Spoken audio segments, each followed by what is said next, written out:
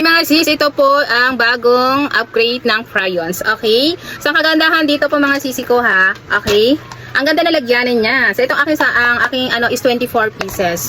Okay, so dito guys, hindi po yan nababali. Unlike po sa, okay, yung normal na crayons is nababali siya dito. So, ito hindi po kasi meron siyang pinaka plastic or handle. Okay, so dito guys, ganito siya kahaba.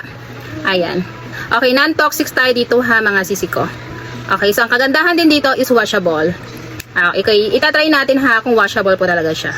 So yan guys, magsusulat ako dito sa, ayan, so ano yan ha, semento, wall namin. Wet tissue. So ayan guys ha, so washable and removable po tayo dyan mga sisi ko, ayan.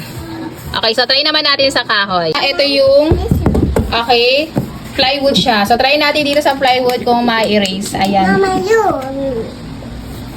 So ayan, ang galing. Mama,